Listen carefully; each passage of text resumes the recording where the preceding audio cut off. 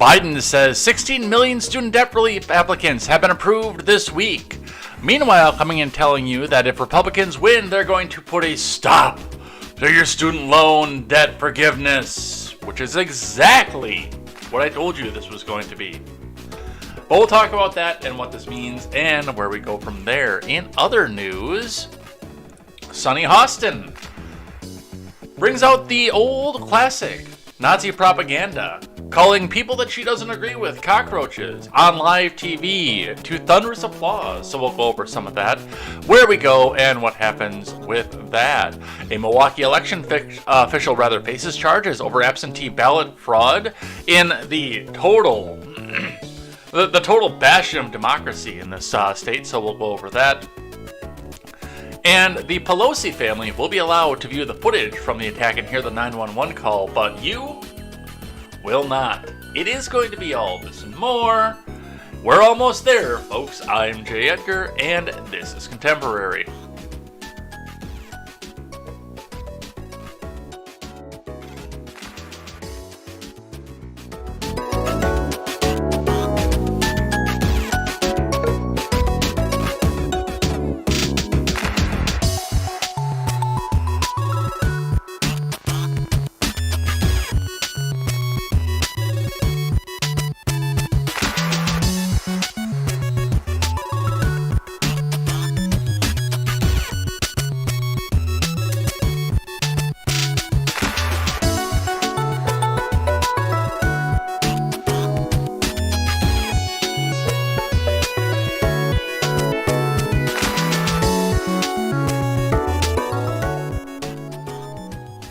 Dance, everybody, it's Friday. We're there.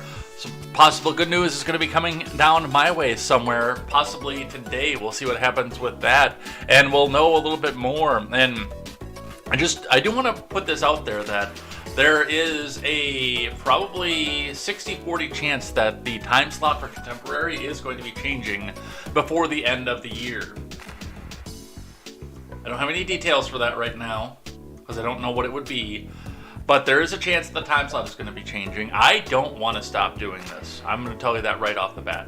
No matter what is coming up in the very near future off of this, I don't ever want to get out of this chair.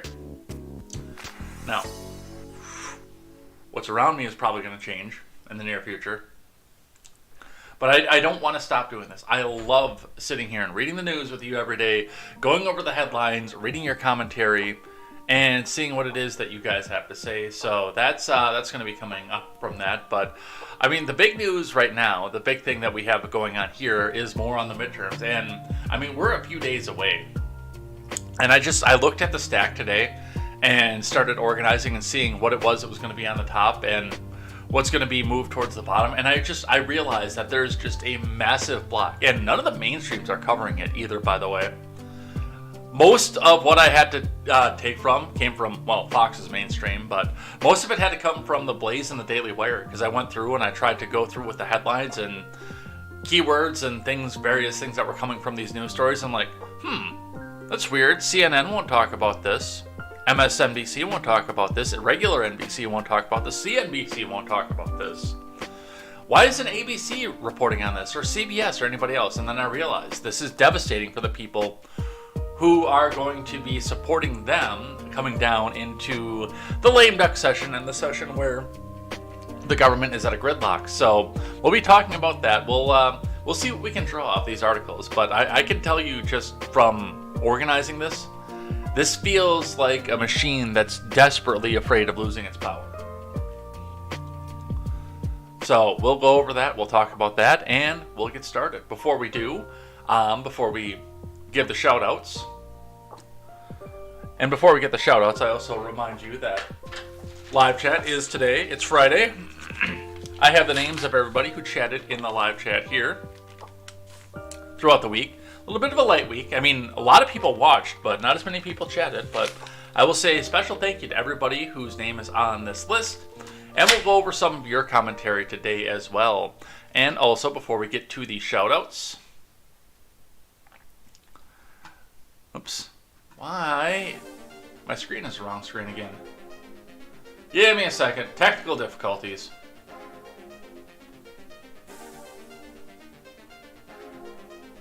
go. All right, now we're on the right screen here. For whatever reason, now this one. Yesterday when we went to go back and check and everything was on my news stack was on my right-hand screen. Today it was on my left-hand screen. It just can't land in the center screen. All right. Reminder that our friend Galaxy Barbie is having a pregnancy complication, so do make sure you go in and say a prayer. We've raised $850 to make sure that she has what she needs that she's going through. It does look like her medical bills are taken care of, but it's also the household bills, what's happening there. And as the description here says, the fundraiser is to pay the bills so mom can concentrate on creating life.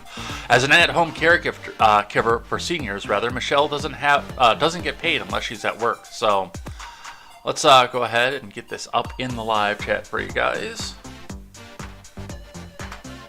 If you guys would like to come back in and throw a couple bucks in to make sure that Galaxy Barbie can bring another good little life into the world, that would be awesome, you guys. So go and check that out, or even leave a prayer, or share this around. Or tell your friends about this. Like our friend Aimless Gamer came out here and says, this is to be used on getting thrown out of an Applebee's or bail. That Dan is fun. I like Dan. All right, but with that, before we also get started, make sure you guys go check out great programming such as the Daily Ignoramus, The Breakdown with Birkenhoff, The R-Rated Conservative, The Porch Boys. Go check out Overruled with KTZed, Tweets by Brit, Mr. Behavior, the No Gimmicks Podcast, and PJ Patriot. Check out all of that great programming as we gather a host of people who want to bring you news, commentary, and culture from the common man for the common man. And with that, let's get into it and let's get started. And we will start where we always do, with the finance, with the Dow. The Dow, yesterday, it hovered around its previous close line. It actually did fairly well for what it was doing throughout the rest of the day. It dumped off in the beginning. It tried to rally, at least to come back into positive, and it struggled with that throughout the day. And then again, at the end of the day, another solid drop-off to bring ourselves back down to 32,001.25 points. So dropping off a little bit as we go, probably about 148 points throughout the day, so about 0.5%. And this is the final stretch. And I said this yesterday when we looked at the gas prices, the fact that diesel is going up, and I am starting to see more and more at the store as well. It's funny. General Mills regular size cereals are 2 for $6 right now at the Woodman's. 2 years ago, the boxes, it's the small boxes, not the tiny campfire boxes, but I forget what the size is. It's all the way over there in the kitchen too. But it was that box was $1.89 2 years ago. And now it's $3 on sale. So that's what we see coming for that. Looking in at your Bitcoin. The Bitcoin on today is at $20,514 and 20 US cents. It took a significant rise throughout the day yesterday and is holding steady. Throughout the day today rather, and is holding steady as we go. Bring yourselves back out to the 5-day to see what happened there. We had another significant rise earlier on throughout the last couple days. Some big drops in the chart, but it does look like it's going to rally. It does look like it's going to hold, and some people are probably going to make a little bit back up off of this if you choose to have Bitcoin in your portfolio. Remember, this is not a real currency. This is not something that you can hold in your hand, but this is something that Soccer Mom America thinks is new and cool and interesting on the blockchain, and therefore it's available to buy, and this is the safe and regulated one that everybody in the government knows about. So we'll continue to watch this and see what's happening on the short-term indicators of the economy. Let's look at gas. On the gas prices, the Quick Trip on the far west side is at $4. The Quick Trip on the far east side is at $4. The Exxon on the west side is at $4. Amoco on the Isthmus remains at $3.90. The Quick Trip entering the Isthmus is at $4. And the 4 is becoming more and more common. And this is going to be a little bit of a pinch as we go. There's no other way to put this. This is probably one of the worst things that could have happened to the Biden admin right before we went into the midterms. And he's going to come back out. He's going to blame the billionaires, the the oil companies, and a slew and a host of other people. But realistically, a lot of this comes down from domestic energy policy and a person coming down on the first day and saying, I'm going to make fossil fuel a thing of the past, man. So buckle up, and it's probably going to get worse. That's one of the worst parts of this is probably going to get worse into 2023 and beyond. So fill up some gas cans, get a little bit of reserve just in case, even if you can't go to work, just in case, so you can get to the hospital if you need to, or a grocery store or something. Have a little bit in the shed, because you don't know right now at this point, and we'll see what happens with that and where that goes. Let's grab one from IBD for the morning. From Investors Business Daily, Dow futures rise, job report key for market rally as Apple and Google plunge. From Ed Carson, Dow futures rose modestly early Friday along with the S&P and the Nasdaq, with the October jobs report looming large. The stock market rally, now under pressure, continued to digest Fed Chief Jerome Powell's hawkish comments that the peak or terminal Fed funds rate may be higher than previously expected. The major indices fell Thursday morning. They bounced off early lows, with the Dow briefly turning positive, but stocks faded into the close. That wasn't a fade, that was a drop. Mega caps continued to weigh on the major indices, especially the Nasdaq. Microsoft joined Amazon, Meta, and Alphabet in setting bear market lows. Apple is still above its June bottom, but has tumbled this week back towards its October lows. Key earnings movers Thursday, including Amgen, Yelp, EOG Resources, PayPal, that'll be some good news, Square parent block, Progeny, Cloudflare, and Paylocity. Amgen was little changed while Yelp and PayPal tumbled. Yeah, I'm sure that PayPal tumbled in a hurry. Cloudflare also dove, with cloud software names cratering overnight. Squarespace spiked, and Progeny moved us back up to the top. Progeny jumped. Paylocity was not yet trading, and EOG Resources stock edged higher. Cardinal Health, top views early Friday. Cardinal Health rose slightly, already extended from a buy zone.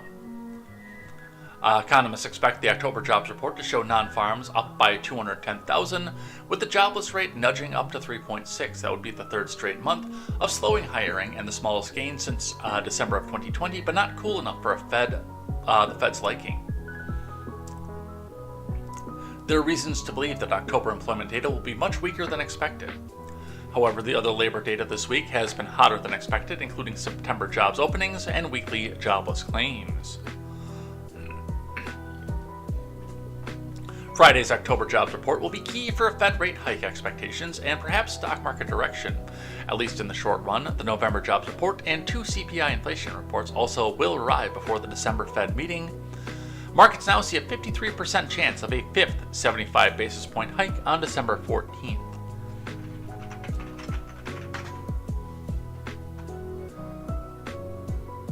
Well, we're creating new jobs, I guess. CNBC is already reporting. So what did they say? Expected 210,000. I don't know where they're getting all these jobs from, by the way. I'm going to be completely honest, because I keep seeing the now hiring sign sitting out there. But CNBC, U.S. payroll surged by 261,000 in October, better than expected, as hiring remains strong, from Jeff Cox. Job growth was stronger than expected in October, despite Federal Reserve interest rate increases aimed at slowing what is still a strong labor market. Non-farms grew by 261,000 for the month, while the unemployment rate moved higher to 3.7%. The Labor Department reported on Friday those payroll numbers were better than the Dow estimate of 205,000 more jobs, but worse than the 3.5% estimate for the unemployment rate. Average hourly earnings grew 4.7% from a year ago, while the dollar lost 8.2%. of its value from a year ago and 0.4% for the month, indicating the wage growth is still likely to pressure inflation. The yearly growth met expectations, while the monthly gain was slightly ahead of the 0.3 estimate. Healthcare led jobs gains, adding 53,000 positions, while professional and technical services contributed 43,000, and manufacturing grew by 32,000. I wonder if some of the pandemic is over kind of things are leading the healthcare leading gains as people are looking at this and starting to go back to their jobs in healthcare, now that most places have said, we're not worried about the vax anymore. Leisure and hospitality also posted solid growth, up 35,000 jobs, though the pace of growth has slowed considerably from the gains posted 2021. The group, which includes hotel, restaurant, and bar jobs, along with related sectors, is averaging gains of 78,000 a month per year compared to 196,000 last year. Heading into the holiday shopping season, retail posted only a modest gain of 72,100 jobs. Wholesale trade added 15,000, while transportation and warehousing was up 8,000. Yeah, that's the number you need to get up, as the transportation number. But with diesel being $5.68 a gallon, I don't understand how you could possibly do that, but that's the one you got to get up there. The unemployment rate rose 0.2, even though the labor force participation rate declined by 0.1 of a point to 62.2%. An alternative measure of unemployment, which includes discouraged workers and those holding part-time jobs for economic reasons, also edged higher to 6.8%. Stock market futures rose following non-farms payrolls release, while Treasury yields were also higher. So a couple things with this, because they talk about the fact, and by the way, we're going to get another 75 basis point hike coming up in December. With a jobs report like this, we are. But I want to point out a couple things out with this. Now, the unemployment rate is ticking up, which is telling me that as we go back and add jobs like this, some of the jobs that we're adding is taking people off of the chronically unemployed list, adding people to the workforce participation list. So even if we can add jobs like this over and over again, as they say, the fact that unemployment is ticking up as well is saying that people got desperate, and took a job long enough to get unemployment. 90 days usually typically per state, although I think some states will have the instant unemployment out there still from the pandemic. But people are starting to look at this and say, I can't even afford to live off welfare right now. I got to get out and do something else because this is too much. They give me X amount of food stamps a month, then that's not even going to cover it anymore. This is not a good sign. Now, yes, Social Security kicked back up. We haven't had any conversation about whether or not welfare, food stamps, SNAP, anything else like that all went up with that. Because our friends, and this show is basically driven by the mainstream media, our friends in the mainstream media haven't talked about that either. But the other side of this is why they're so desperate to get these numbers down. Which seems to me, and again, this is me spitballing when I look at something like this, because they want to see the unemployment rate rise. That seems to be the Fed's thing. They keep saying, hey, we might even have to get to 10% unemployment. Well, as you get to that, people aren't going to start demanding better wages to go to work. They're just going to take whatever job they can get their hands on, depressing wages slightly and bringing inflation back under control. Again, this is not something Jerome Powell said. This is just a pattern that I see as we go. I don't know if this is right or not, but this is looking at this from a working man's standpoint, and the fact that there are people willing out there to throw 2, 3, 4%, 8%, sometimes 10% onto somebody's wage to go snipe them from another company, which is in turn going to affect the prices of goods, because that's going to affect the cost of labor. We're in a very interesting time right now, but we'll see what happens with that. And the last one on finance from the Daily Wire, top hedge fund firm, dishonest officials set world on path to hyperinflation, societal collapse possible, from Ryan Saavedra.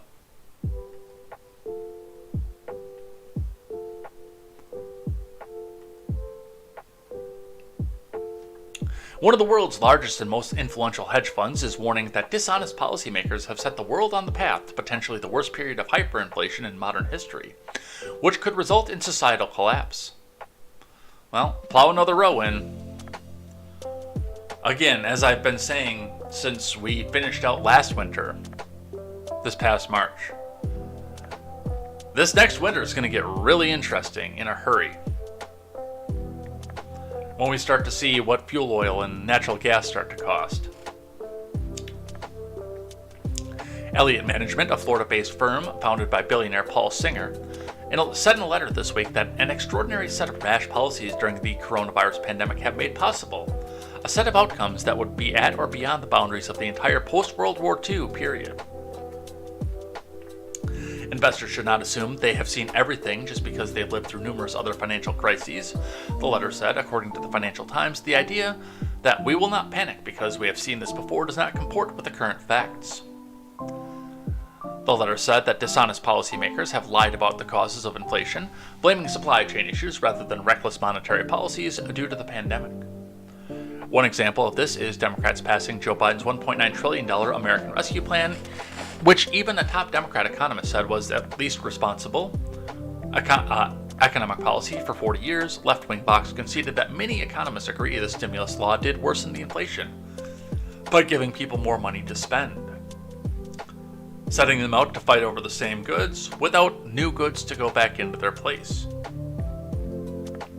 The letter warned that the world is on the path to hyperinflation and that skyrocketing inflation rates could cause global societal collapse and civil or international strife. The letter warned that the frightening and seriously negative possibilities that exist make it so that experiencing a 50% market drop is now a realistic possibility. Ron Klain, White House Chief of Staff, continued to claim this week that the U.S. was not in the midst of a recession, even though the country had to experience 2 quarters of a contraction and high inflation rates, which have rattled the confidence of consumers despite an increase in economic output during the third quarter. We're not in a recession. I want to be really clear about that, Klain asserted. The economy is growing, it is strong, it is creating jobs.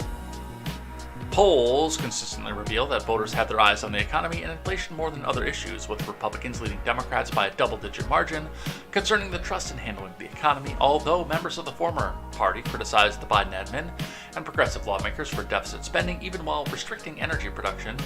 Members of the latter party claim that their expenditures are meant to decrease the cost of living for households. Well, how did that work out for you?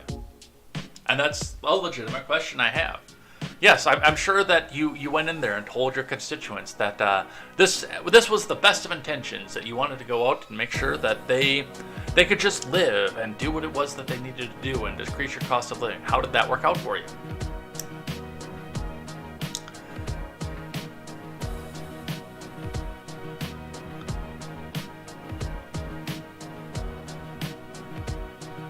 And yes, there was a supply chain issue that did play a part in this. I'm not going to stand here and tell you that that's not the case. When people are fire-hosed money and they have to all compete for the same item, the store can go back and raise the price because, well, they need to keep going because they can't go and get another one in to fill its place.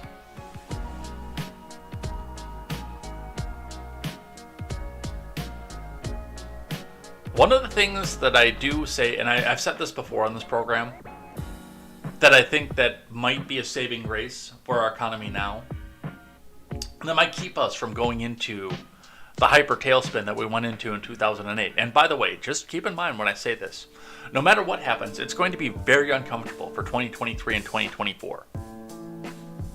No matter what, it's going to be extremely uncomfortable, especially given the fact that I would say 8 scenarios out of 10, we are involved directly, not indirectly by proxy, but directly in a major war by the middle of 2024.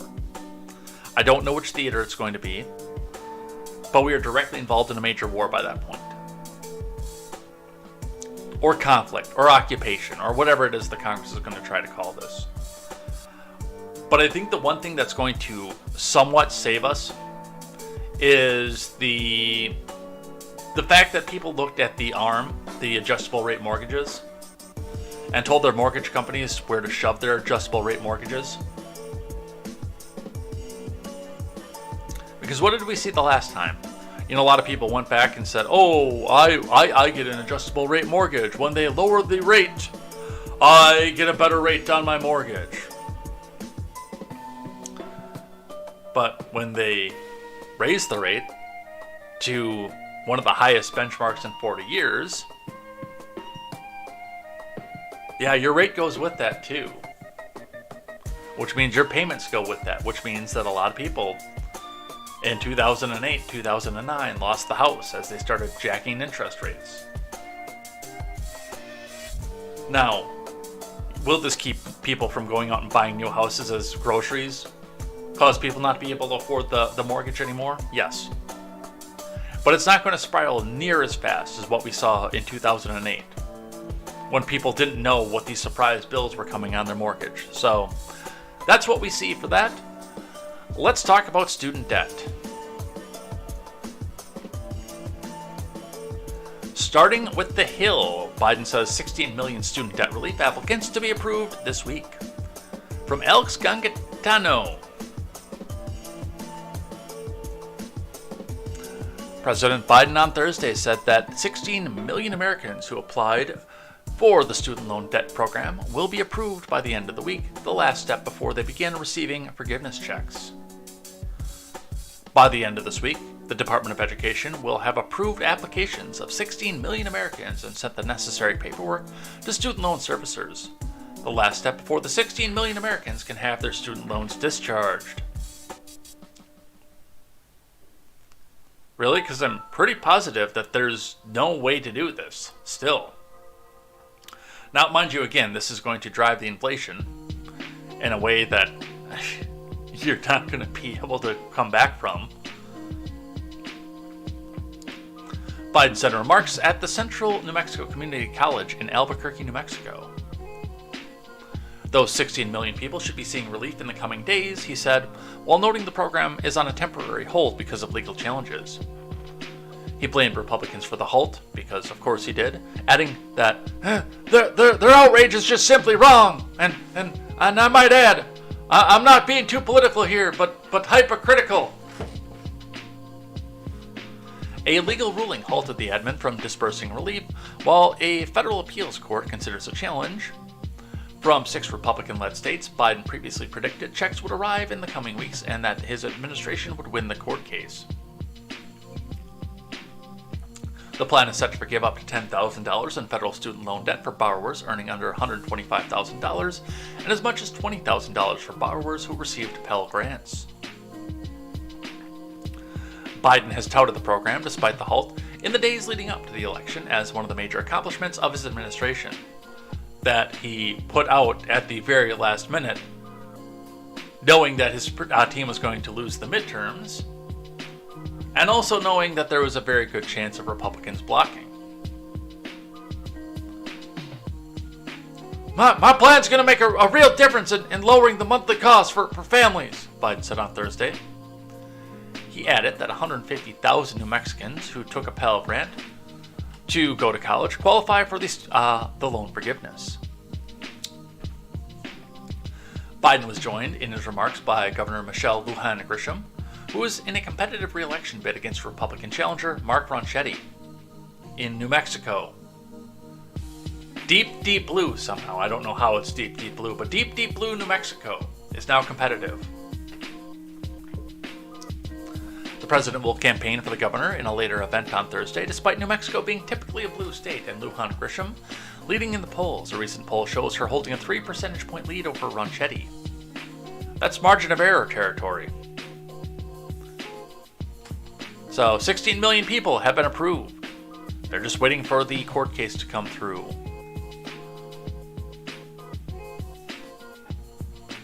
Biden coming in talking about the lawsuit some more.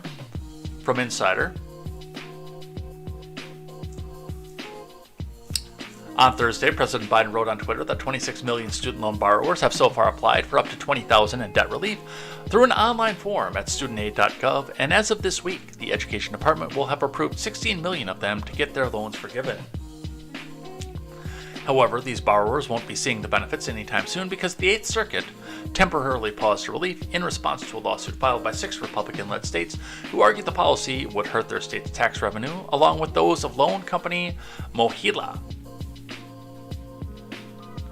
That's 16 million Americans so far who should be seeing student debt relief in the coming days, Biden wrote. But that relief is on hold because Republican elected officials are doing everything they can to deny it. Even to their own constituents, man, come on. We're fighting these attacks from Republican elected officials in the courts. I will never apologize for helping working and middle-class Americans as they recover from the pandemic. Well, it's good because you actually helped rich people and threw the burden onto working and middle-class Americans. Biden's debt relief plan has been hit with at least 5 other lawsuits seeking to block its implementation. While the cases have either been dismissed or appealed, a court has yet to officially strike down the whole plan. Still, the decision from the 8th Circuit looms, and until it comes, the Education Department cannot actually give borrowers relief. This delay could mean borrowers may have to resume payments in January without the loan forgiveness they applied for, depending on how long it will take for the loan companies to process the changes to borrowers' accounts. Do you really think they're going to let that happen, by the way? The Supreme Court has also been handed 2 of the lawsuits so far. Amy Coney Barrett quickly dismissed one of them on October 20th, and the other one appeared in the High Court's docket on Tuesday.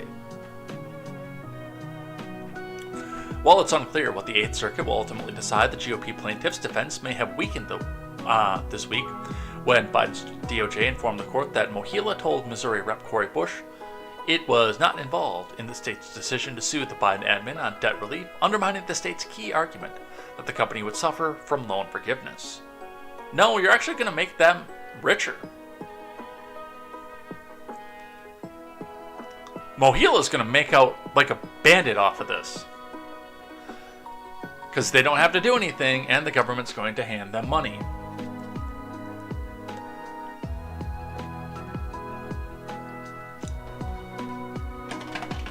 Oh, I thought I dropped my cup.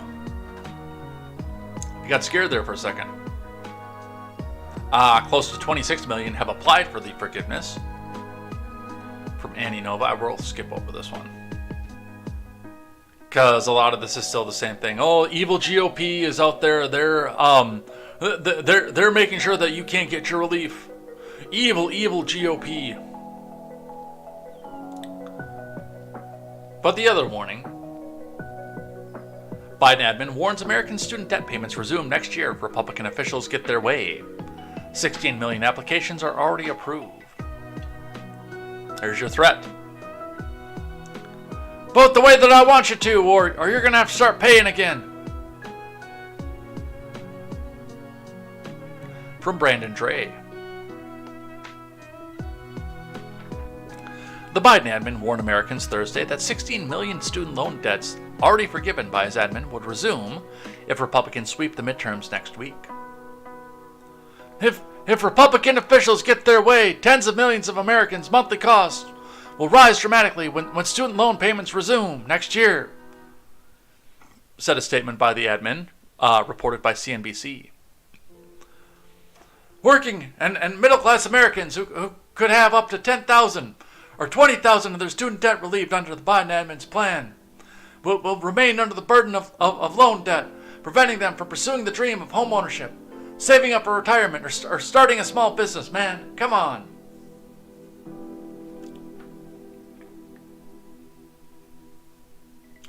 So there's your threat. And by the way, one of the things that I want to point out to this is the only people that this is actually going to hit and affect are the people who are already going to vote Democrat anyway. And that's the way a lot of this stuff goes too. The people who are already going to vote Democrat no matter what are the people who are applying for this. The people who weren't are looking at the email. I got the email, by the way, because I believe, well, I know I qualify for some of this. I got the email, And I replied to the email, even though I know it's unmonitored, and told them to get bent. But you're also talking to somebody who cut up his stimulus checks and then wound up cashing them anyway because they're going to give them to you anyway. So why not? Just take the money. Well, looking at a $5 pack of Oreos is why I wasn't going to just take the money.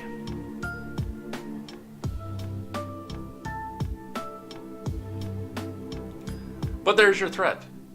Give me what I want. Give me a House and a Senate. Or I'm going to take away your student loan debt relief. But it's going to be those evil Republicans that I blame. Come on, man.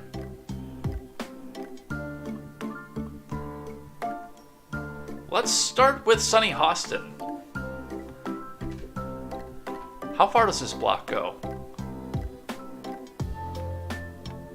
All the way down from this Hill article down to this Blaze article I'm hovered over right now is all indicators where I think that, I mean, are these people really winning here? Starting with the Hill, from the Hill, Sunny Hostin, suburban women backing GOP like roaches voting for Raid. Don't just take the Hill's word for it. Let's listen.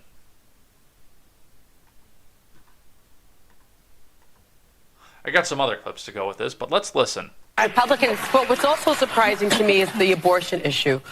I read a poll just yesterday that white Republican suburban women are now going to vote Republican. Why? It's almost like roaches voting for Raid, right? I think that's they're voting. No, it's insulting to the voter. They're voting against their own self-interest. Do they want to live in Gilead? Okay, so do we love in the hands? Do we love democracy or not? Because just saying that it's insulting to the voter. People make up decisions on what's right for their family, and the idea that you should have a say. Republicans, but what's also surprising to me is the abortion issue.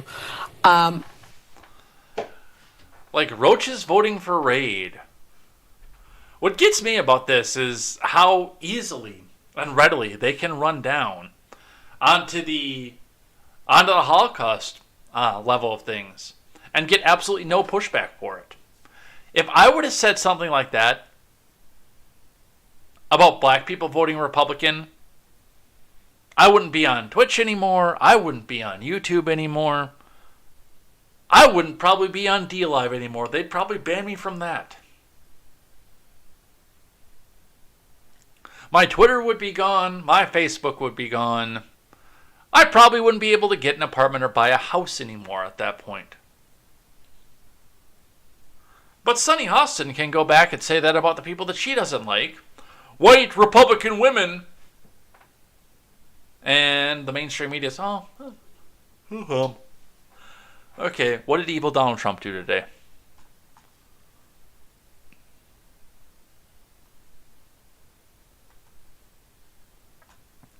From Dominic Mastrangelo.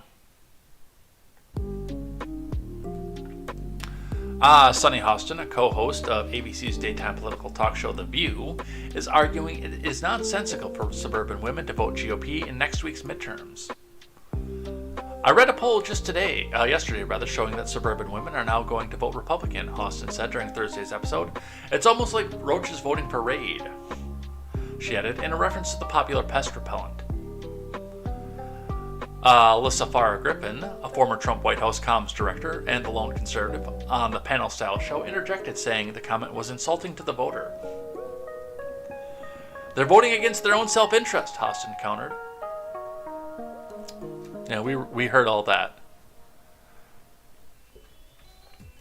Hostin refused to back down, saying she was surprised to see polling indicating women would vote against their own health care.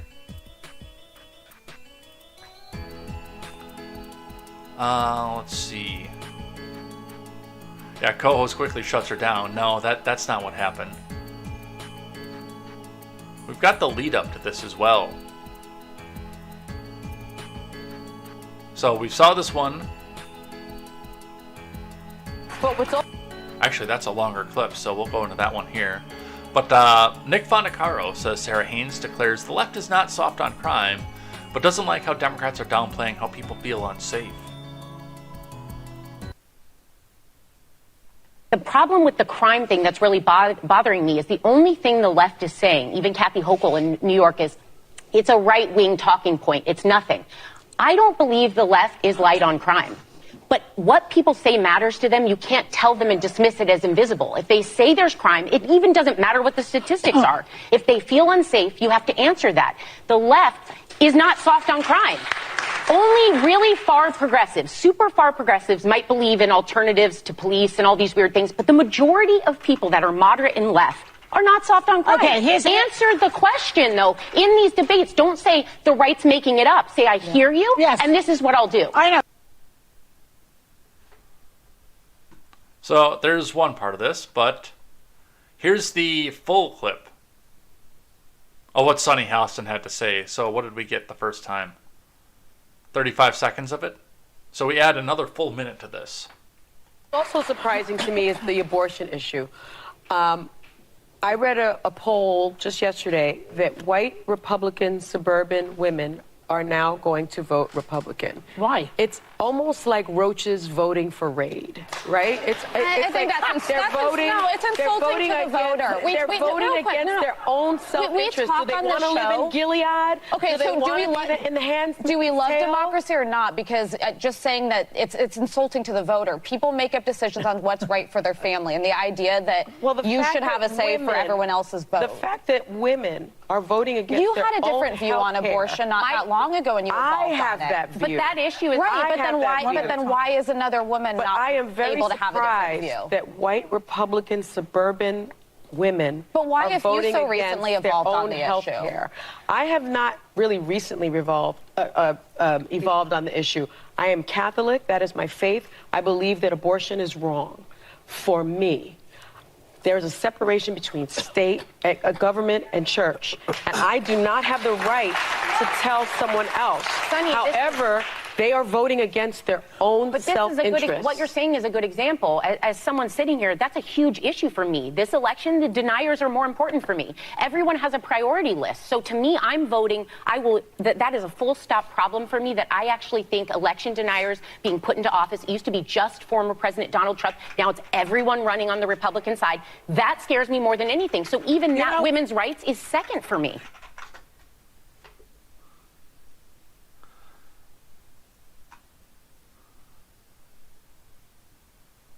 Wow, that's one thing.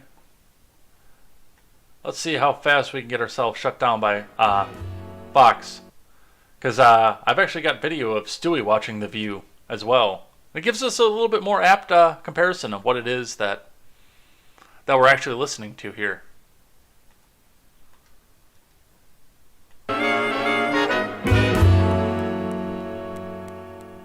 Hey, Stewie, 3 o'clock. Time for The View. No, not again!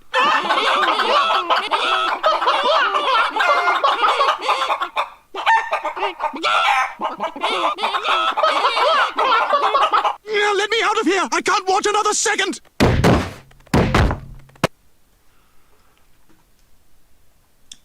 And again, I assert that I really honestly think that if the Daily Wire stopped watching The View, then they would have no viewership. But as far as what Sunny had to say, Sunny brought up actually a good point, and then she made herself into a hypocrite over the good point. Because as a Catholic, she is against abortion for herself. It's kind of the same line that I took on it. Because, really honestly, if you want to go kill off your own next generation, I hate it. But I'm going to go out there and attempt to breed twice. Once to carry on my bloodline, and once to make up for the baby that you slaughtered in your womb.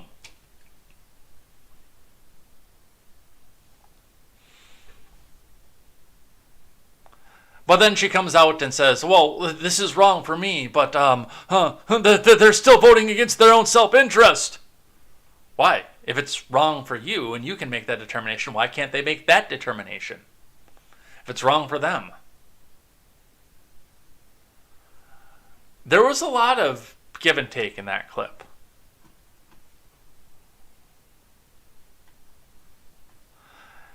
And another one, while we're talking about that argument here, Mia tweets out, this is Mama Mia 1217, this is straight out of Gilead. Chilling! To which I say, read another book. Rape panels? North Carolina Republican wants rape panels to decide whether victims get abortion. Mia is quote tweeting Planned Parenthood, South Atlantic, North Carolina.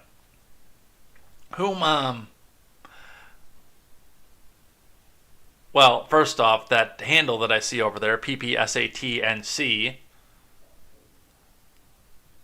looks an awful lot like PP Satan C.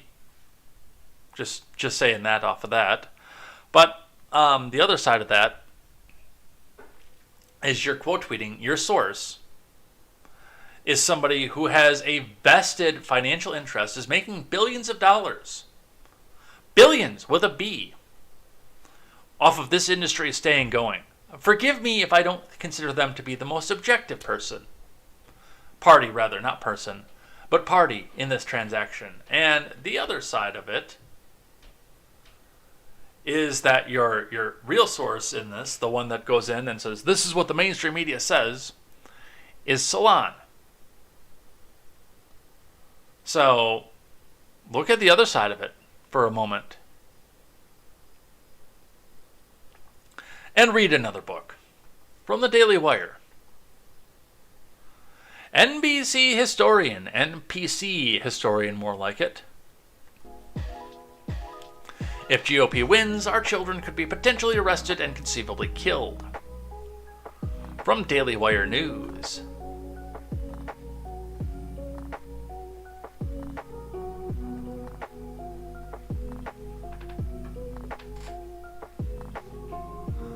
NPC historian Michael Beschloss, who's known for making hyper-partisan and fanatical claims, claimed without evidence during a segment this week that if Republicans win the midterms next week, that children could be arrested and killed. Beschloss's remarks on MSDNC's All In with Chris Hayes comes after President Biden urged the country to unite and repeatedly demonized Republicans as a threat to American democracy during a speech this week.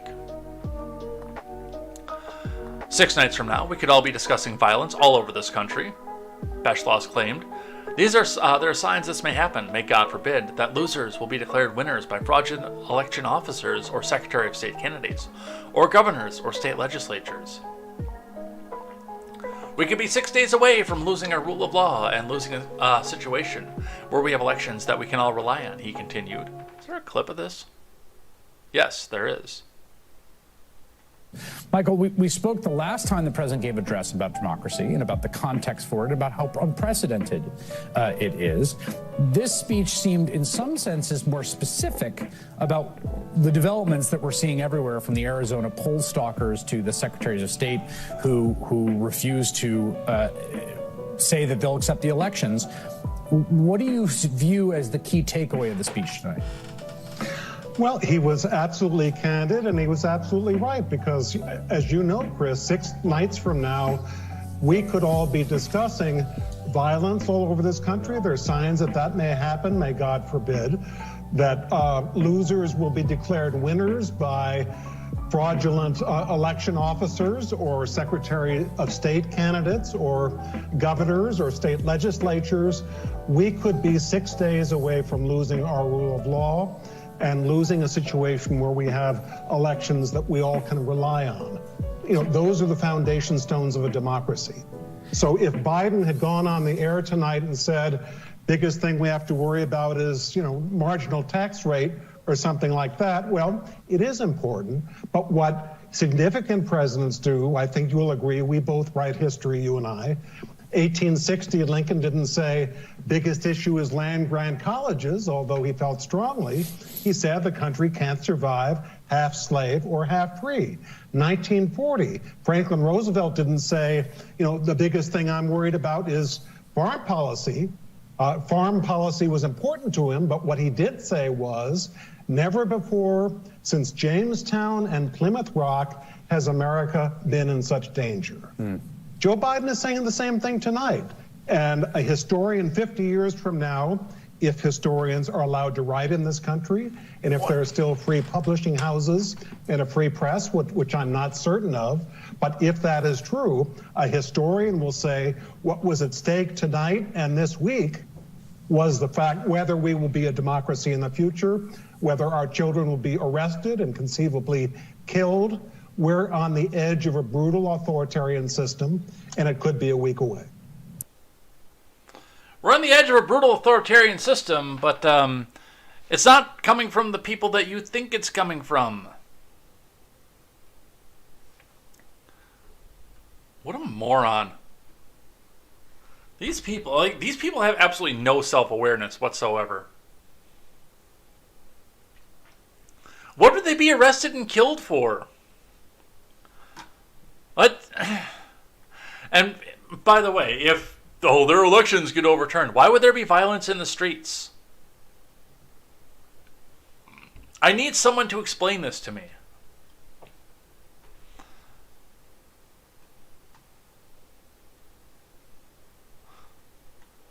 I've got one here that we are not going to listen to the clip from because it's horrifying. And I listened to it, by the way. And it's horrifying, and we are not putting this on air. NPR shocks by airing audio of a woman getting an abortion. Disturbing and evil on every level. Does this sound like something that somebody would do if they're winning? NPR correspondent notes soothing music playing says it feels like a childbirth from Brian Flood. NPR shocked social media on Thursday when it aired audio of a Michigan woman having an abortion. The 11-minute segment noted the women have been traveling to Michigan in record numbers in search of abortions since the Supreme Court overturned Roe this year. The polarizing issue is on the ballot when Michiganders head out to vote on Election Day, and NPR dispatched journalist Kate Wells to an abortion clinic outside Detroit to observe the procedures and talk to patients. Along the way, Wells met a woman who decided to terminate a pregnancy and allowed NPR to record the audio. Why?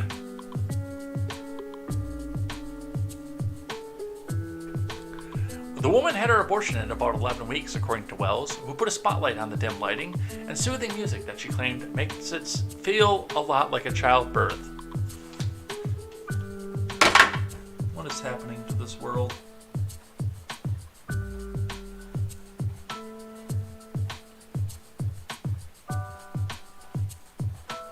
Giant meteor when? And I'm saying this now in shock, knowing I listened to it. Oh. I hate everything. I hate everything.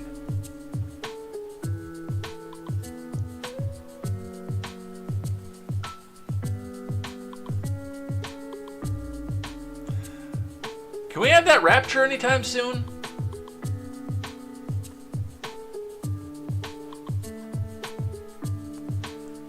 Maybe a deluge? Something?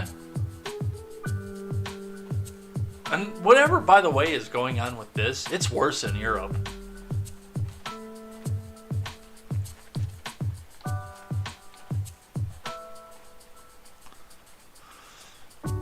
Listeners were told the woman would be partially awake, and the sound of the machine could be heard terminating her pregnancy. Oh. As a staffer named Brandy consoled the distraught woman, at one point the woman says the cramps, as it's happening, are too painful. Within just a couple minutes it's over, Wells told listeners as the woman moaned. "You did it," Brandy said. "You did great." Conservative strategist Greg Price hesitantly shared a clip of NPR's audio, which quickly went viral and outraged conservatives. Yeah, I could see the outrage off of that. I don't understand why. Somebody please explain to me why this was considered to be a good idea. Because I don't get it. I almost don't want to tweet this, but it's something everyone needs to know. NPR on the radio this morning played audio of a woman getting an abortion. You can hear the vacuum turning on, crying, moaning, the doctor telling her it's done. Warning, it's a tough one to listen to, Price wrote on the accompanying audio. The left always wants us to talk in euphemisms when it comes to abortion, choice, reproductive care, etc.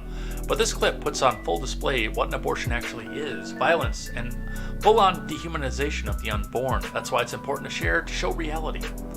Price wrote in a follow-up tweet, and that's really the reality of what it is, and it's horrifying, to say the least.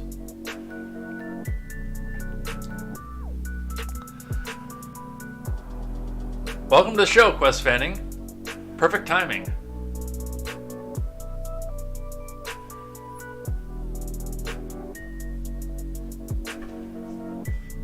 Yeah, it's not reproductive care.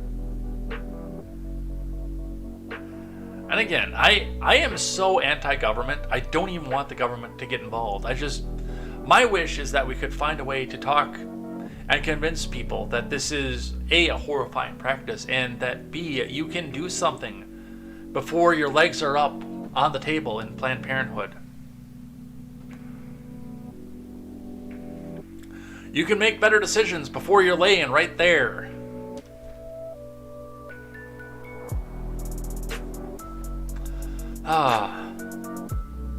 Well, now that I have no faith left in humanity, from the Daily Wire, Republicans outpaced Democrats in Florida's most populous blue stronghold after Biden visit. Report. President Brandon visited Florida this week in an attempt to boost Democratic candidates ahead of next week's midterms, and it appears to have backfired. Not only do Republicans now have hundreds of thousands more registered in the state than Democrats, Republicans are also leading the state through the early voting and have taken the lead in the state's largest Democrat stronghold. ABC News reported that the number of registered Republicans voting in Miami-Dade, the state's most populous and historically blue stronghold, surpassed Democrats on Wednesday, which came one day after Biden's visit. Republicans are up by 216,302 votes across the state in early voting, a period that usually favors Democrats, and they are now up in Miami-Dade by more than 100,000 votes. Florida's not looking so good for Democrats. There are fewer registered Dems who have voted than registered Republicans. That's really unusual for Florida, said Mike McDonald, who oversees data analyzed by the University of Florida's U.S. Elections Project. At this point in time, Republicans have a lead in the early vote, and unless something fundamentally changes in Florida, if we go into Election Day and Republicans are still leading in the early votes, I would say that this is all but over for Kristen Deming's possibilities of winning their races, McDonald said. Well, Chris, his possibility has been dwindling for quite a while. Christian Ziegler, vice chairman of the Republican Party of Florida, said that the Republican Party's expanding dominance in the state is a direct result of Ron DeSantis' leadership and policies.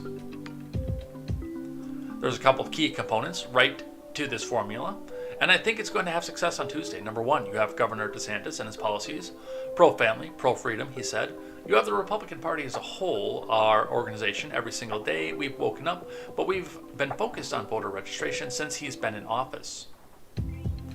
We're a Republican state for the first time in history in terms of more registered Republicans and Democrats. He added, Hispanics are rejecting the Democrat Party, and they're coming over to our side. We're excited. I think it's going to be an historic election.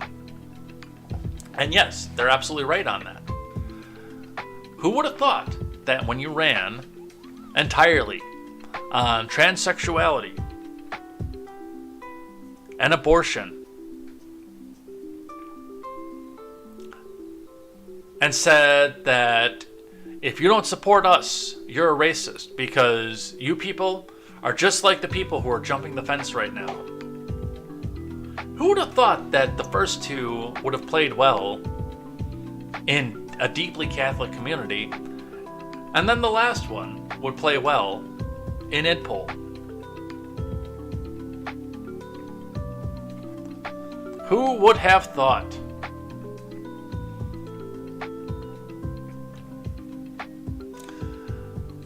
A recent report highlighted numerous red flags for Democrats ahead of the midterms, including the Democratic Governors Association spent only $685,000 this election cycle. It gave $14 million to Florida in the past two governor races.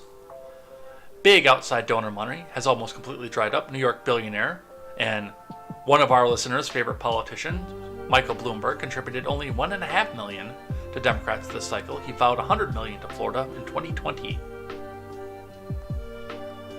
Polling shows Republicans making headway in Miami-Dade, which has long been a blue stronghold. Dems have collectively raised $29 million in the 4 non-federal statewide races. Republicans raised nearly $200 million.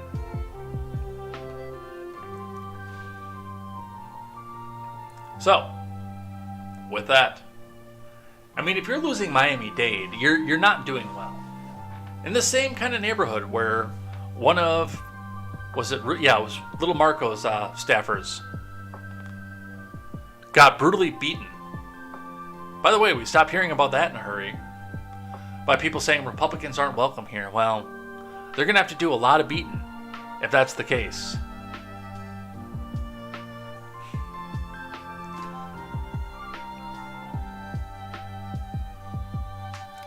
Jason Bateman. Well, I actually don't know who that is. Let me do some research here. No, I don't care about the emergency alert system. We already have that article. Who is this person?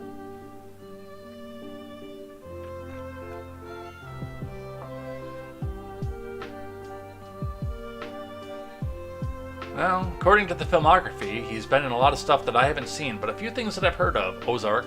I've heard of that, never seen it. Simpsons, he's done a walk-on for that.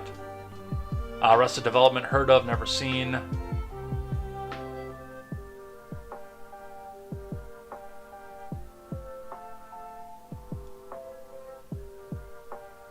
Yeah, a bunch of stuff that I've either never heard of or heard of but never seen.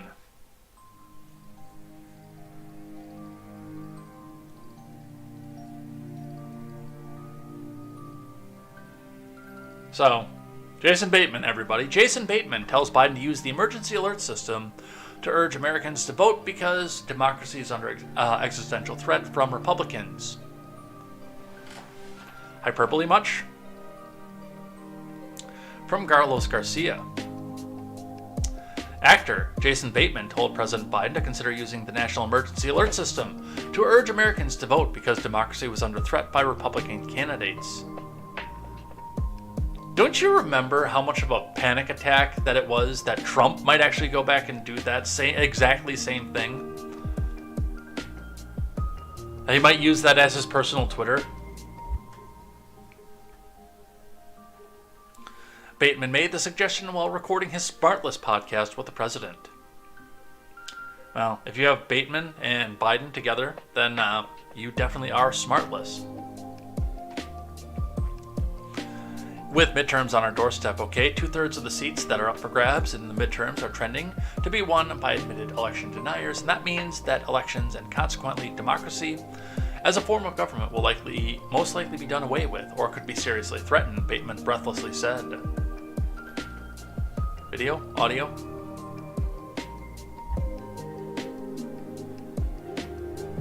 No, they don't cue it up, they just start off the beginning.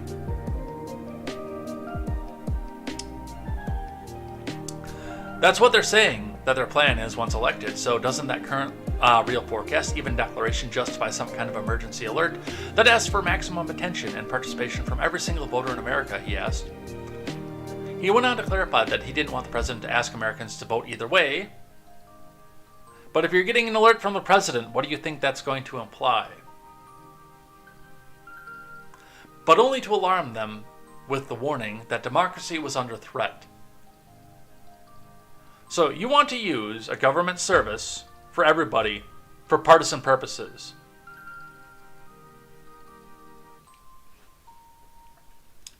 Could I ask you to consider over the next few days using your unique power as the president to utilize the emergency alert system? Bateman asked, and said it was an existential threat. The actor's co-host said that it was a great suggestion before Biden was given a chance to respond. Biden agreed that the threat was very serious, but he would not commit to the bizarre demand from Bateman. But, vote! I end all my speeches, everything I talk about, yes, for me to do what your suggestion. I imagine this would end up being a gigantic fight whether I was using the emergency system designed to quote lies for the thing, man.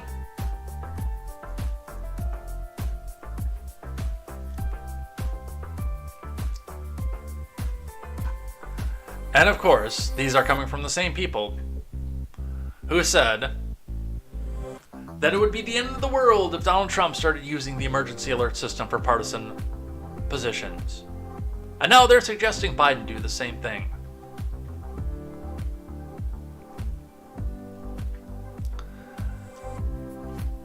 Marjorie Taylor Greene giving a speech, to which Rick Wilson says this is the party of Putin because everybody knows that if you don't commit $11 billion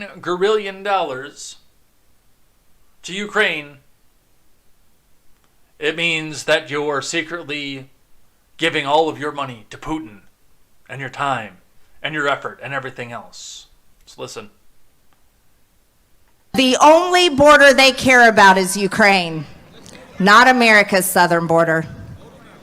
Under Republicans, not another penny will go to Ukraine. Our country comes first. They don't care about our border or our people. The only border they care about is Ukraine. I mean, she's a plant, but she makes a point.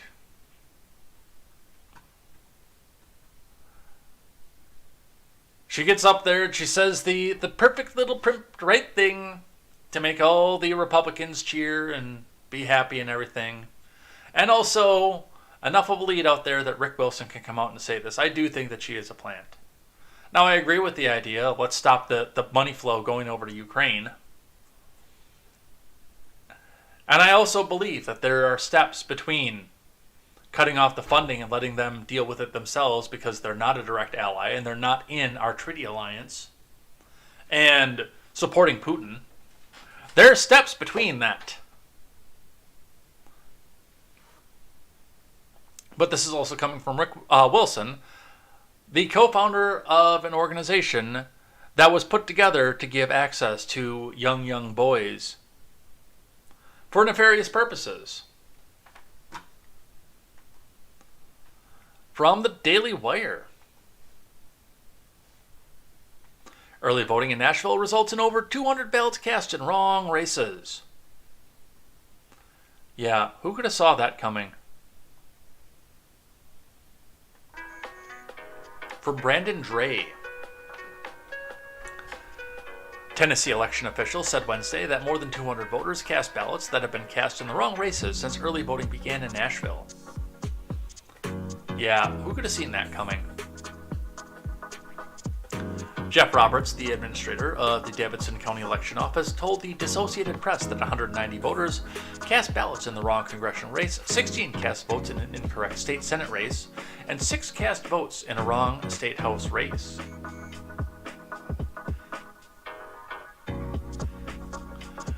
The Associated Press notified Roberts' office on Tuesday that voters were receiving information contradicting which race they could vote in. The fix has been put in place, Roberts said, adding that the officials sent corrections to the Secretary of State's office on Wednesday and that early voters would receive the proper ballot until Election Day. Lawmakers recently divided Davidson County precincts during Nashville's redistricting process, which caused some voters to have been placed in incorrect groups in the wrong districts. Roberts argued the problem affected multiple voters all across Davidson County. In an interview with local media on Tuesday, Roberts said nothing can be done when asked how to correct the votes cast incorrectly. If you think about it, we voted 45,000 plus people in early voting. I don't know which ballots they are, he said. They all go to the same scanner, and that's nothing that identifies who, where, or anything on the ballot. And you don't see that as a problem. This whole system has been nothing but issue from the moment it started. But hey, nothing to see here. Vote early, vote often. Closer to home for me, from the Milwaukee Journal-Sentinel. Milwaukee Election Commission official Kimberly Zapata could face charges accusing her of fraudulently requesting military ballots. From Molly Beck, Allison Deer, Corrine Hess, and Daniel Bice.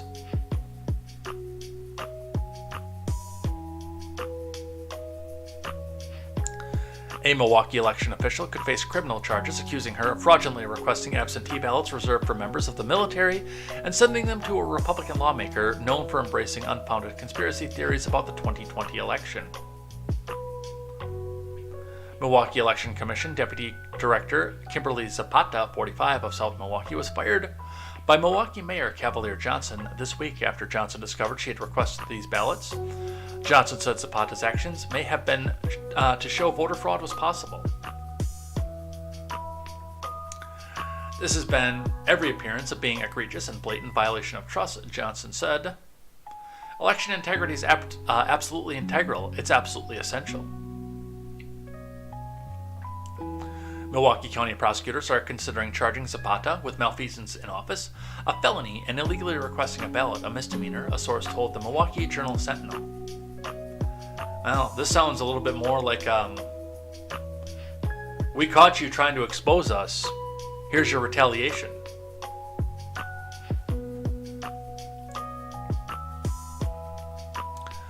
John Chisholm said in a statement, his office is reviewing the election fraud allegations and said prosecutors expect charges to be filed in the coming days. Johnson held a news conference Thursday but left before reporters were finished asking questions about the matter.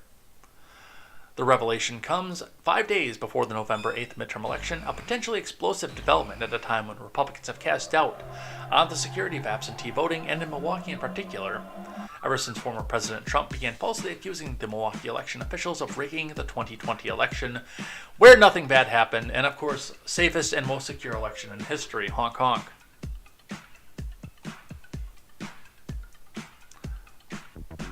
Well, I'd like to see this one go to trial, but, I mean, they're gonna look at this, they're gonna roll this over, and they're gonna forget about this when trial day comes. From the Blaze. Lawsuit demanding that more than 10% of elections inspectors be Republicans thrown out by Whitmer-appointed judge. You don't say. From Joe McKinnon.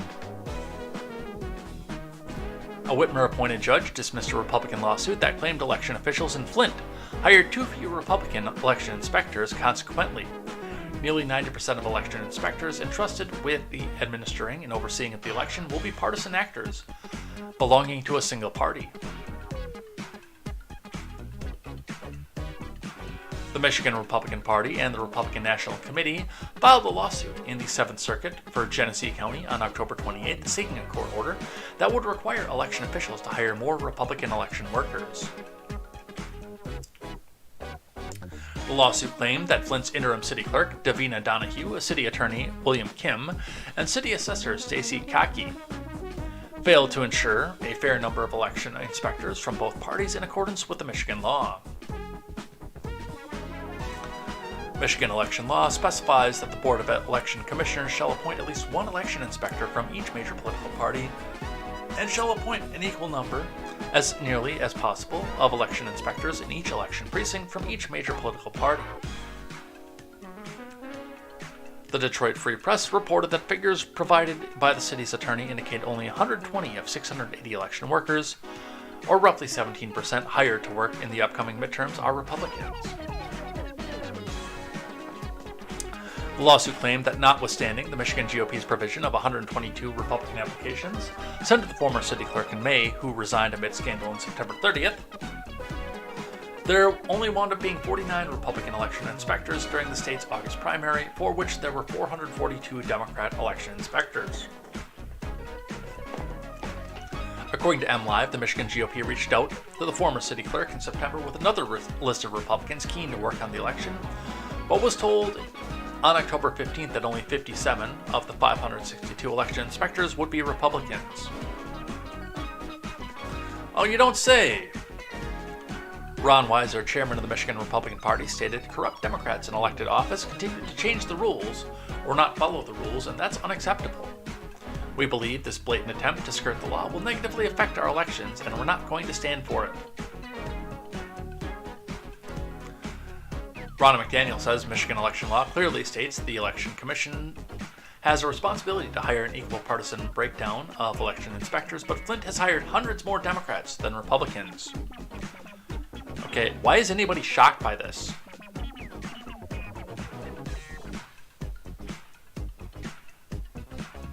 Whitmer's about to lose power, unless she does something, so she's doing something.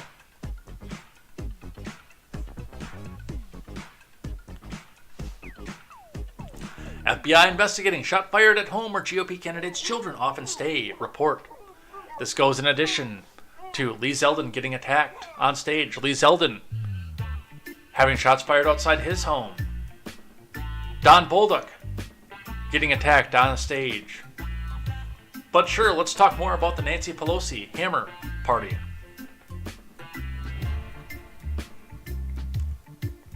From Bradford Betts.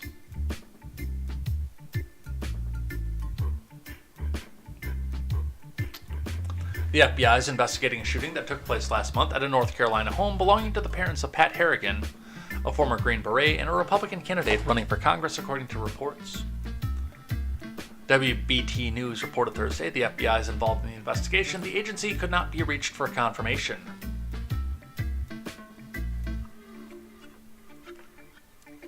Harrigan's campaign manager told the Carolina Journal that a suspect shot in the home of his parents in Hickory. He said Harrigan's children were in the home at the time, and the shot entered just a few feet from where they were sleeping. Harrigan's campaign told Fox News Digital his children often spend the night at the house, but he was not there at the time of the shooting. As of Thursday, there have been no arrests in the incident. Harrigan's campaign was not confirmed that the FBI is involved in the investigation. So, where is this? Hickory, North Carolina. Is it north or south? Let me just make sure. North Carolina.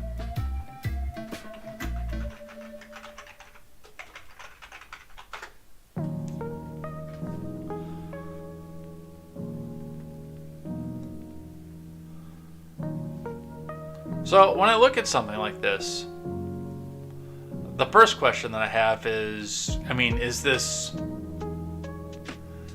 something targeted? Because this is where Hickory is. We're not in Charlotte. We're not by Greensboro, Raleigh, Durham, Greenville, Fayetteville, or anything like that. We're not. Well, Raleigh, I guess, would be Virginia, wouldn't it?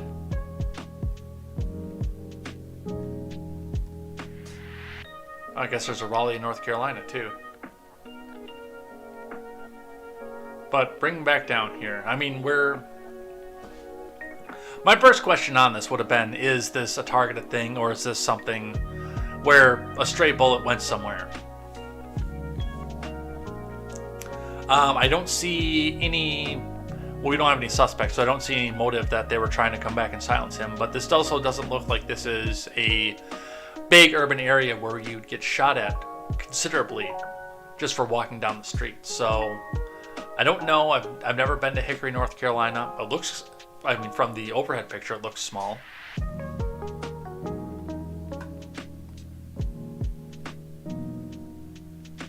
It's like there's maybe a downtown area, and most of it looks semi-rural, actually. Suburban rural.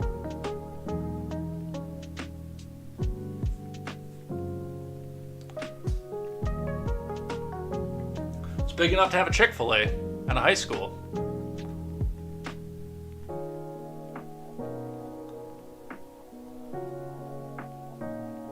$43,000 person city, so big enough, I guess. I don't know. I don't know. They have a Jack in the Box too.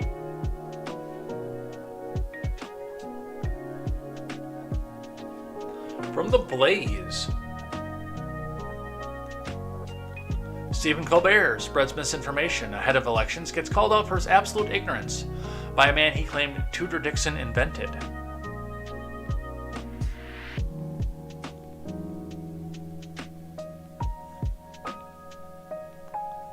From Joseph McKinnon.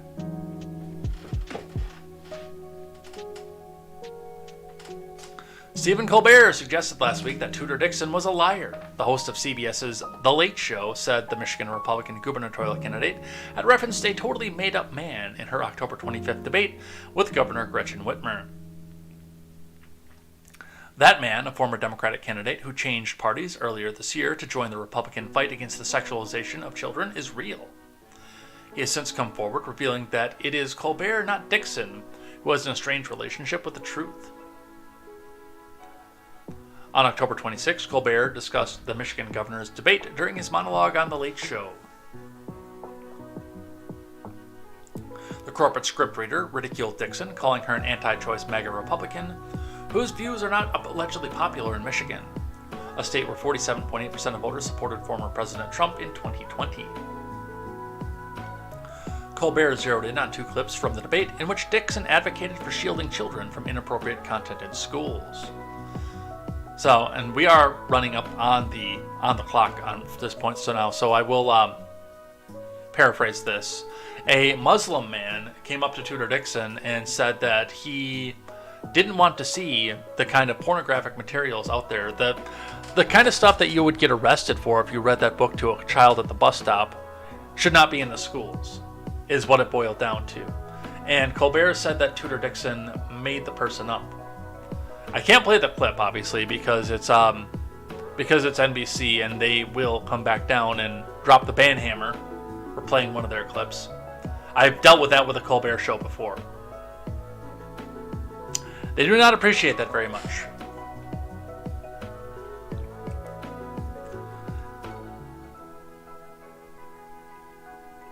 But Colbert said it with absolute malice. He was like, this person could not possibly exist. And then he came forward and said, hey, I'm right here.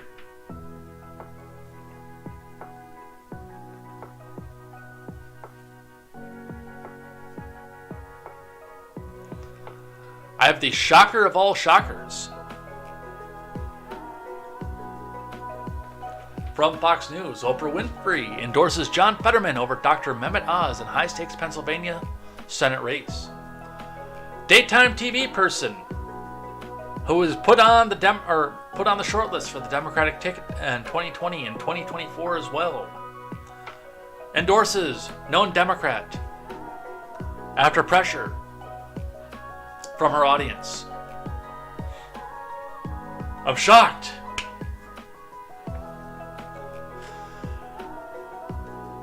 From Bree Stimson.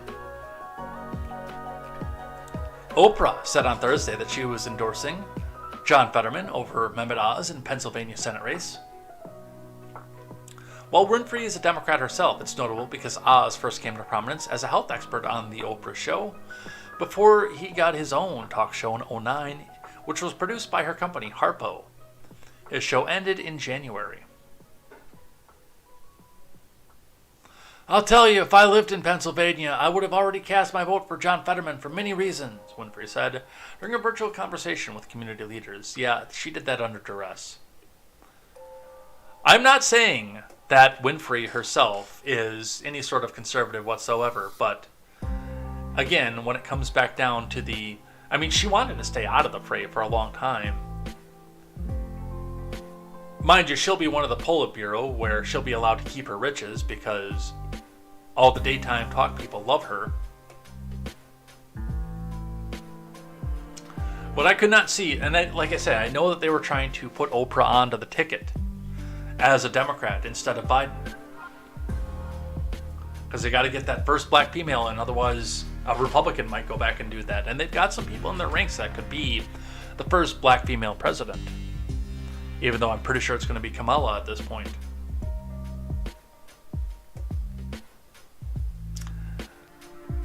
The full redistribution and the anti-billionaire stance, I think, would knock Oprah out of the running in a hurry. But stroke patient that can't form a complete sentence sentence rather. The irony of me slipping up while saying what I just said is amazing. Stroke victim that cannot form a complete sentence. An actual vegetable, John Fetterman, is now endorsed by Oprah Winfrey. From the Blaze, we got to start wrapping it up soon. If you're lurking, get those last minute messages in.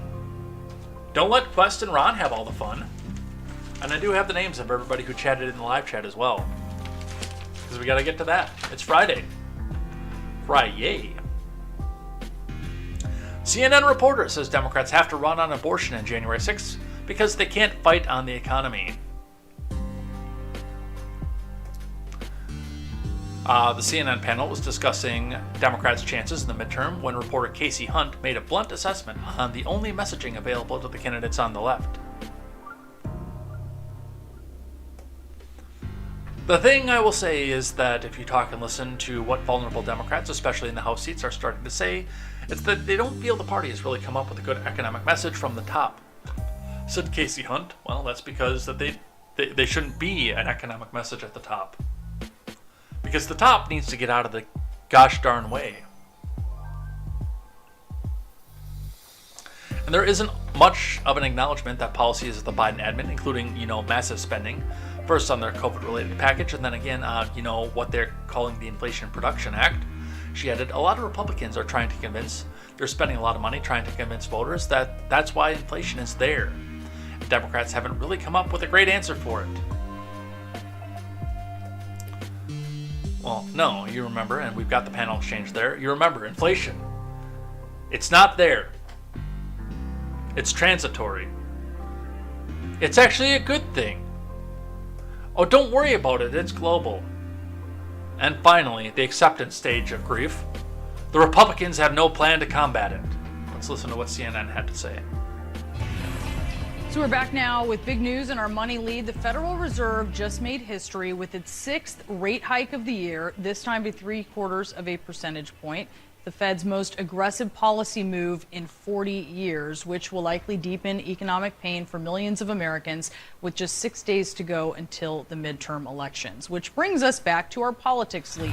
New CNN polls showing us the issues that are top of mind for voters, economy and inflation dwarfing everything else, with abortion access the only other issue in double digits. Overall, it's a great sign for Republicans, who voters say they trust more than Democrats to handle the economy by more than 50 points. So let's discuss this. I mean, Abby, more than 50 points. That is 71% to 18 on who voters trust more to deal with the economy. That's basically a Grand Canyon. Yeah, it's a huge advantage, and that's why we're seeing the dynamics that we're seeing right now a week out in some districts. Be a hardcore truth in this election. Trusting Democrats. I mean, that's a chasm. Well, because what you have is There's a lot there. I mean, look, the one thing I will say is that if you talk to and you listen to what vulnerable Democrats, especially in House seats, are starting to say, which is something Maria did not mention, is that they don't feel that the party has really come up with a good economic message from the top. And there also isn't much of an acknowledgement that the policies of the Biden administration, including, massive spending, first on their COVID-related package, and then again on what they call the Inflation Reduction Act. A lot of Republicans are trying to convince, they're spending a lot of money trying to convince voters that that's why inflation is there, and Democrats haven't really come up with a great answer for it. And you're starting to see that on the trail. And it ties into what Biden is going to do tonight when he makes this speech. And I think the question, and Maria alluded to it, right? Democrats have been trying to say there are all these other reasons to vote for us, right? Even if you're worried about the economy, you should care about our democracy. Even if you're worried about the economy, you should care about Roe versus Wade. There is evidence that voters do care about those issues, and the reality is Democrats have to fight on that turf because they can't fight on the economy, and that's just the difficult reality. Sarah, I wonder, when you're looking at this, what do you think is the floor, and what do you think is the ceiling when it comes to this? I mean, and that's the aspect of it. And again, I go back to the realism of what it was when I was dating in my 20s, where abortion was a dirty word. You couldn't just go back out and do that. You had to take steps. to make sure that the girl didn't have to go down to the Planned Parenthood. At least where I lived. I don't know what it was like in these stupid, stupid deep blue cities.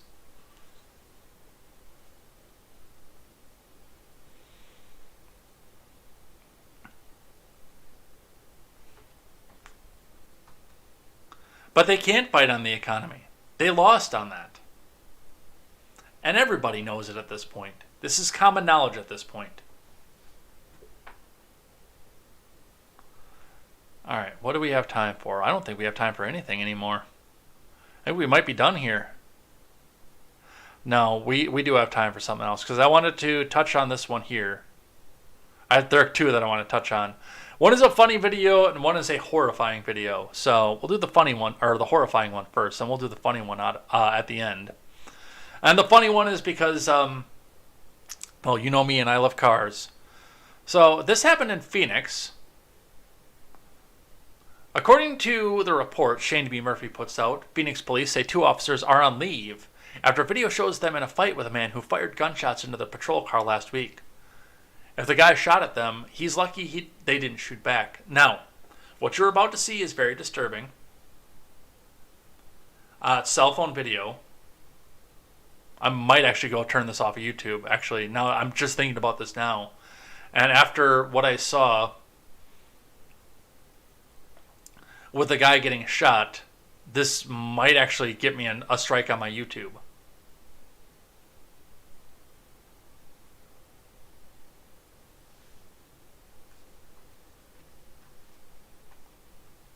Just realized that right now. And we've got people watching right now, so I'm not going to turn it off. I don't know if I can play this video right now, because I've got strikes on. We're going to skip this one. I'm going to run this on the test channel before I do this. I'm glad I thought about that too, because yeah, as bad as this video is, it's horrifying. The guy is surrendered, and I will I'll give the pared down version, because again, I don't know if this will get my, if I wasn't on my 3rd strike, I would just take it and run with it. But since I'm on my 3rd strike, I'm actually going to hold off on it.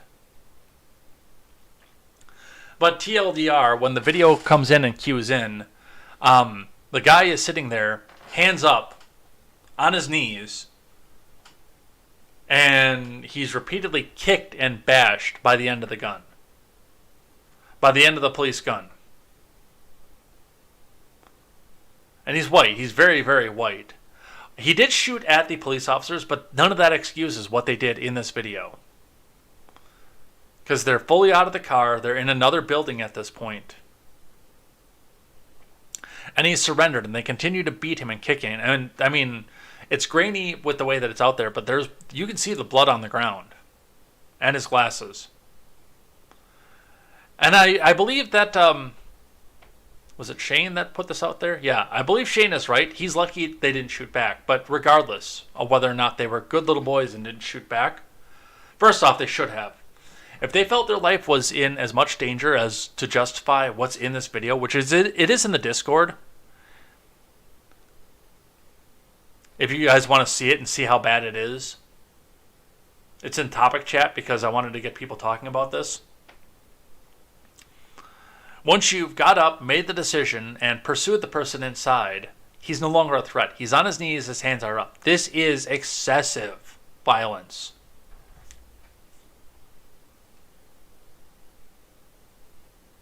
And if their lives were in so much threat that it warranted this much violence, they should have shot back. Not done this after he surrendered. So, yeah, I can't play this one. I can play this one. You know what you can do with your electric vehicle? Fact check, you can't actually do this with your electric vehicle. From Breaking 911, Biden.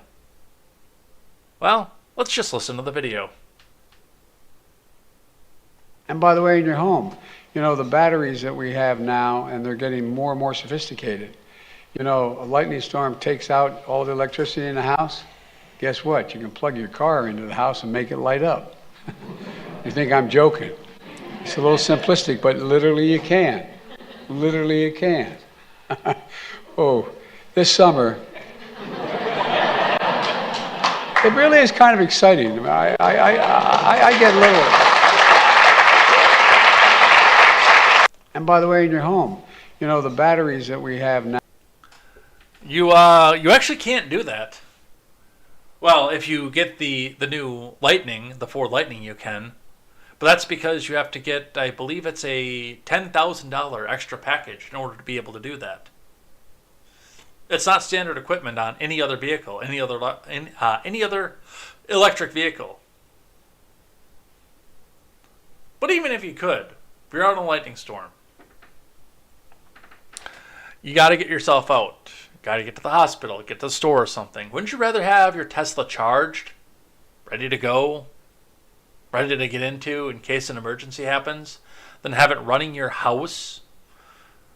And if you're in the bracket, the tax bracket, that allows you to buy a Tesla, I would think that you'd have some other sort of backup.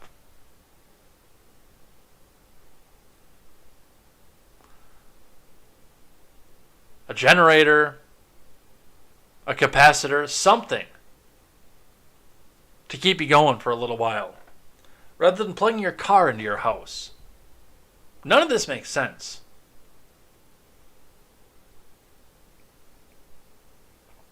But yes, technically he's right. If you buy one certain model with one certain options package, then yes, you can plug it in. And I suppose you could also get one of those fancy cigarette lighter power inverters and power up a few things in your house with that. But as far as running your normal operations in your home for days and make it all light up, no, you can't do that. That doesn't work. All right. So since we didn't go and watch the video because I didn't want to go and see myself get struck, and again, I do encourage you to go into the Discord and watch that. Instead, we are going to check in with live chat.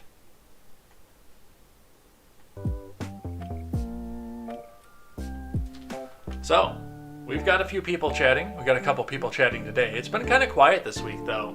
I think some people are getting burnt out on politics news. I'm not going to lie. We're right there. We're getting up to the line. We're getting there. The midterms will be over. And there really hasn't been any major big news out there this week. Trying to keep all the scandals out of the news. So you go and vote the right way. But we did have some chatters for the week here. We had, on Monday, we had Sully Blue, Arvolt, KTZed, Phantom Fixer, MK Ultra, Ron Helton, Blind Fear, and Luke Wee. On Tuesday, we had Ron Helton, Sully Blue, McConnell Smuggles Coke. He came in and he self-promoted his new Truther.tv website. Horatius, Arvolt, Randy Crush Saga, and A Gaines P. Wednesday, our top chatters were Ron Helton, Quest Fanning, Arvolt 24, Sully Blue, Randy Crush Saga. Yesterday, Horatius, Quest Fanning, 80s Kid, Ron Helton, Arvolt, and Randy Crush Saga. Today, I know I saw Arvolt, I saw Ron Helton, I saw Quest Fanning. I think that's all that's been here chatting today. Arvolt is here. Good morning, friends. We've got the link for if you guys do want to go and give to Galaxy Barbie as well, by the way. Ron Helton is here. Stop watching The View. Save your brain cells. Can't vote for election deniers. What a moron. What about all the Russia election deniers when Trump was elected? Well, see, they vote the right way on abortion, so they're right. It's the evil Republicans that are wrong. Just trying to force a Christian conservative viewpoint down on everybody.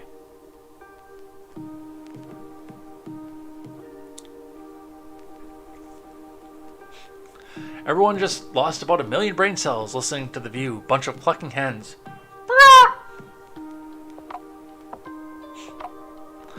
The gaslighting from the media is off the charts. The authoritarians are already in power. They got to go. Quest Fanning coming in at probably one of the more horrifying points when we're talking about NPR actually playing an abortion.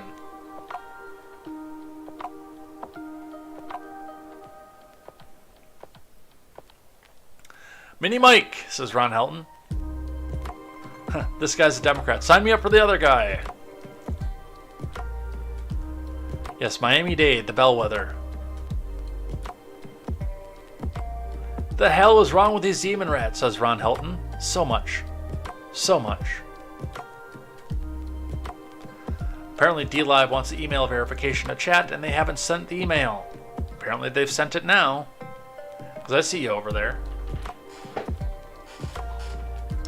I'd asked Ron Helton if he was over 18 for mature content.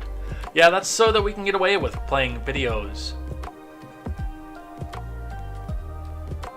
Like the one.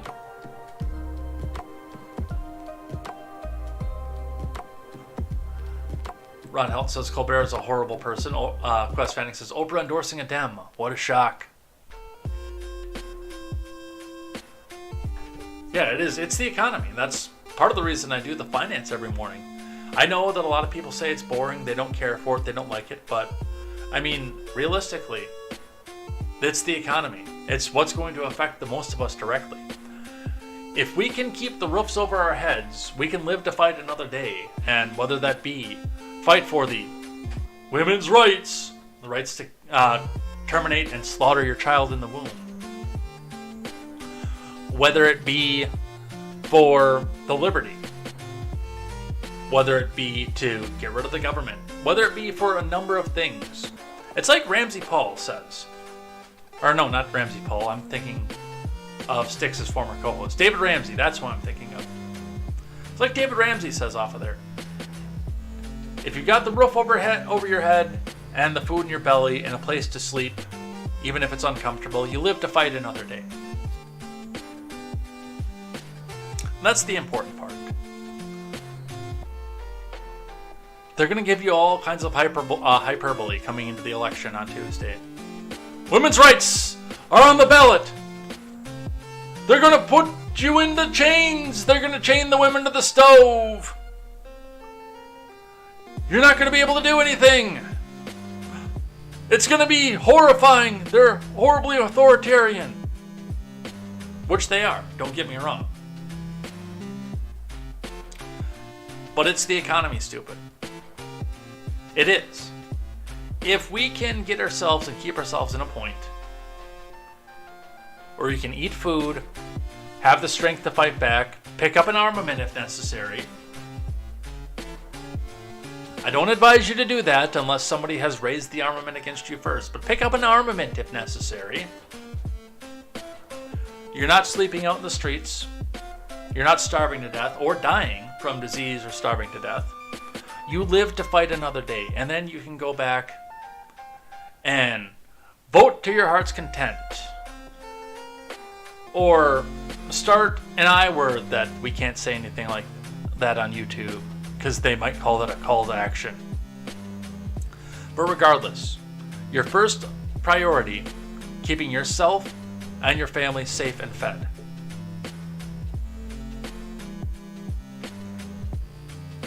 It's the economy, stupid.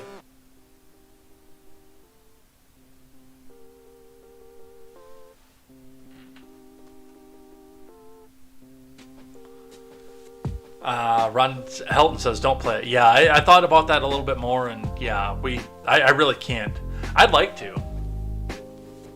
Because it's horrifying, but... again, if I wasn't on my third strike, I could probably get away with it. Maybe be off of the main channel for a week, but if they pop me now, then the main channel goes away forever. Alright, Bolts, I've been quiet this week. Lots of work, only lurk. Yeah, I've been pretty busy this week too myself, so. If you're gonna force views, they may as well be the right ones.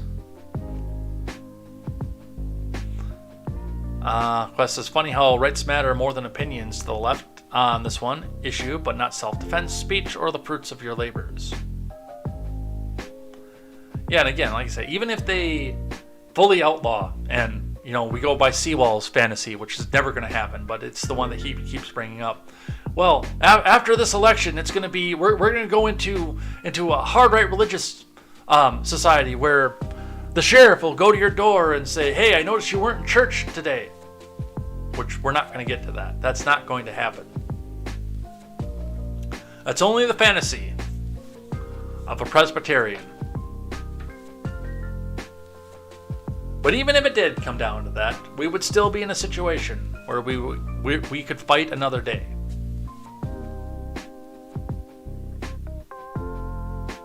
Take care of the basics first. And with that, we head out of here for the day. Where's my outro music? Love to use this as an outro music. But I would have to go get permission from one DJ Cutman. Is it DJ Cutman or is it Mikkel? I think it's Mikkel, actually.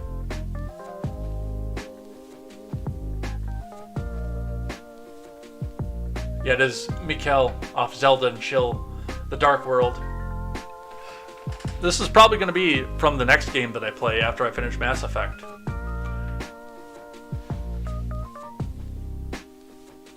Where's the outro music, though? There it is.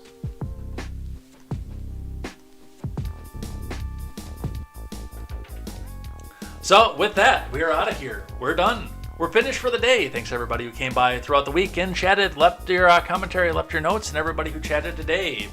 All three of you. We'll be back here on Monday for more news and more headlines, and Saturday for more Mass Effect. It's going to be a great time.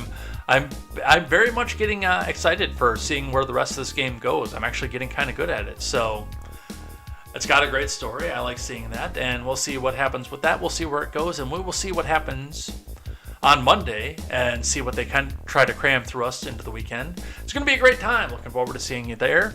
So have a great week, great weekend, and we'll see you next time over here on Contemporary. And until then, I'm Jay Edgar, and this is Contemporary. Take care.